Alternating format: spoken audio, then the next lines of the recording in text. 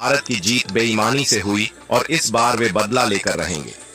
उन्होंने धमकी देते हुए कहा कि अब की बार भारतीय टीम को औकात दिखा देंगे और उनका सपना चकनाचूर कर देंगे।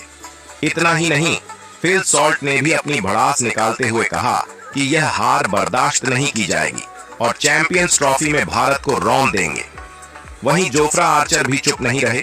उन्होंने भी जहर उगलते हुए कहा कि चैंपियन ट्रॉफी जो भारत जितना चाहती है, ऑस्ट्रेलिया को छोड़ो, पहले हम लोगों से निपट लें, तभी जाने वनडे मैच का बदला किसी भी हाल में लेकर रहूंगा। भारतीय टीम का घमंड तोड़ देंगे। जो रूट ने भी ताल ठोकते हुए कहा कि अब की बार इंग्लैंड को हराना किसी के बस की बात नहीं होगी, भारत को उसकी औकात पता चलेगी। घर बुलाकर हम सबकी बेइज्जती किया है, वनडे सीरीज को क्लीन स्वीप किया है ना, तो चैंपियन ट्रॉफी में उसी अंदाज में रोहित की सेना को क्लीन कर दूंगा। अब बात करते हैं दोस्तों, ये लोग इतने तीखे और भड़काऊ बयानबाजी क्यों कर रहे हैं, इसकी वजह क्या है, तो बात करें सबसे पहले वनडे की, जहां इंग्लैंड ने पहले बैटिंग का फैसला किया और ये फैसला उनके लिए खुद पर कुल्हाड़ी मारने जैसा साबित हुआ। डेब्यूटेंट हर्षित राणा और अनुभवी रविंद्र जडेजा ने मिलकर ऐसा कहर बरपाया कि इंग्लैंड की पूरी टीम 248 रन बनाकर ढेर हो गई थी।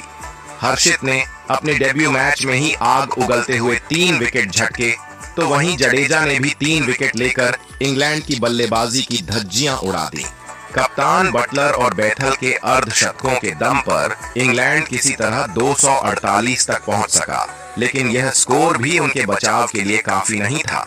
जब भारत लक्ष्य का पीछा करने उतरा तो शुरुआत में लगा कि मुकाबला आसान होगा, लेकिन इंग्लैंड ने पलटवार किया और भारत के दोनों ओपनर रोहित शर्मा और यशस्वी जायसवाल को 19 के स्कोर पर ही पवेलियन भेज दिया। पूरा स्टेडियम सन्न रह गया, लेकिन फिर श्रेयस अय्यर मैदान में उतरे और ऐसा बल्ला घुमाया कि इंग्लैंड की टीम के पसीने छूट गए।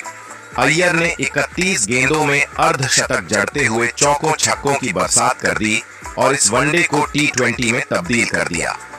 उन्होंने शुभमन गिल के साथ मिलकर न सिर्फ भारत को 100 के पार पहुंचाया, बल्कि अपनी आतिशी पारी से टीम इंडिया को आसान जीत दिलाकर इंग्लैंड को पूरी तरह ध्वस्त कर दिया। यह जीत इतनी धमाकेदार थी कि पूरी दुनिया में हाहाकार मच गया। किसी को यकीन ही नहीं हुआ कि भारत ने इंग्लैंड को इतनी बुरी तरह से कुचल दिया, जिसके बाद से ही इंग्लिश खिलाड़ी ही नहीं बल्कि पाकिस्तान, ऑस्ट्रेलिया, न्यूजीलैंड भी भारत को चैंपियन ट्रॉफी में हराने की सोच रही है। यानी दोस्तों, सभी टीमों ने मिलकर प्लान बना लिया है कि कैसे भी करके भारत का घमंड तोड़ना है।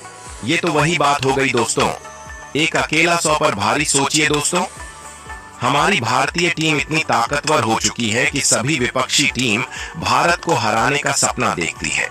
यही तक बात नहीं है दोस्तों, पूरी दुनिया के दिग्गज हक्के बक्के रह गए हैं। सबसे पहले शोएब अख्तर बोले, अब इस खतरनाक भारतीय टीम को कोई कैसे रोकेगा। इनके पास ऐसे ऐसे बल्लेबाज हैं कि बाकी टीमों की रूह कांप रही है। श्रेयस अय्यर ने जो बल्लेबाजी दिखाई वो किसी तबाही से कम नहीं थी। हर गेंद पर चौका, हर ओवर में धमाका। इंग्लैंड की टीम को तो लग ही नहीं रहा था कि उन्हें गेंदबाजी करनी भी आती है।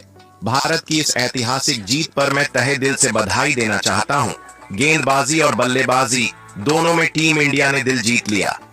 वहीं रिकी पोंटिंग से रहा नहीं गया और उन्होंने तगड़ी बात कह डाली। इंग्लैंड की हालत तो ऐसी हो गई है कि ना वो गेंदबाजी कर पा रहे हैं और ना बल्लेबाजी, ऊपर से बेबुनियाद इल्जाम लगाने में सबसे आगे रहते हैं। लेकिन इस बार श्रेयस अय्यर और हर्षित राणा ने इंग्लैंड की ऐसी धुनाई कर दी कि वो इस हार को चाहकर भी नहीं भुला सकते। इस हार ने इंग्लिश टीम की आत्मा तक हिला दी है। और हाँ, अगर टीम इंडिया को 20 ओवर में भी 248 रन बनाने होते तो भी यह आसानी से बना लेते। इनके लिए कोई लक्ष्य मुश्किल नहीं। इंग्लैंड ने भले 350 रन भी बना लिए होते, फिर भी टीम इंडिया यह मैच हंसते हंसते जीत जाती। ये तो सीधे सीधे इंग्लैंड के साथ खिलवाड़ चल रहा था।